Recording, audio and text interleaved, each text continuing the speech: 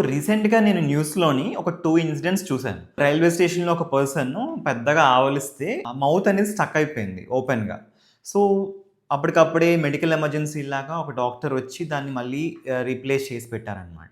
ఇలానే ఇంకొక న్యూస్ చూసాను. ఒక లేడీ పానీపూరి తింటున్నప్పుడు నోరు పెద్ద తెరవడం వల్ల జా అనేది లాక్ అయిపోయింది. మీరు కూడా చాలా మందికి ఇలా చూసుండొచ్చు. సో, అసలు ఇది ఎందుకు జరుగుతుంది? బేసిక్‌గా ఇది మన మాండిబుల్, లోవర్ జా అంటాం గదా! సో, మన క్రేనియం అంటే మన పైనుండే హెడ్ పోర్షన్‌కి ఒక ఏరియాలో జాయింట్ అయి ఉంటుందనమాట. మనకి నీ జాయింట్ గాని, లేదా మన వ్రిస్ట్ జాయింట్ ఎలా అయితే ఉంటాయో, మన మాండిబుల్, మన లోవర్ జాకి కూడా ఒక జాయింట్ అనేది ఉంటుందిక్కడ.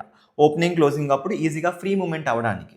ఆ జాయింట్‌ని టెంపరోమాండిబులర్ జాయింట్ అంటాం. సో, ఈ మాండిబులర్ బోనీ పార్ట్‌కి ఆ పైనుండే స్కల్‌కి మధ్యలో ఒక డిస్క్ అనేది ఉంటుంది. ఎప్పుడైతే ఈ పర్సన్ నోరు పెద్దగా తెరవడం గాని, ఓవర్ స్ట్రెచింగ్ చేస్తారో, ఆ డిస్క్ అనేది డిస్‌ప్లేస్ అవ్వడం వల్ల ఈ లాక్ అయిపోతూ ఇక్కడ డాక్టర్ ఏం చేస్తారంటే గనక ఆ మాండిబుల్, ఆ లోవర్ జాని గైడ్ చేసుకుంటూ ఆ డిస్‌ప్లేస్ అయిన డిస్క్‌ని మంచిగా వెనక్కి పొజిషన్ చేస్తూ ఉంటారు.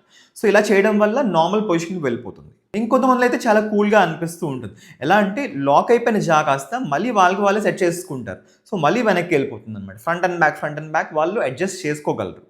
కొన్ని సార్లు ఆ జాయింట్ చుట్టూరు ఉండే మజిల్స్ వీక్‌గా ఉండడం వల్ల కూడా ఈ ఇష్యూ వస్తూ ఉంటుందనమాట. ఏదేమైనా సరే ఈ open lock like TMJ joint issue ఉన్నప్పుడు కొన్ని సార్లు ఎమర్జెన్సీ కింద కన్సిడర్ చేయాల్సి ఉంటుంది. ఇమ్మీడియేట్ మెడికల్ హెల్ప్ అనేది కంపల్సరీ అవసరం.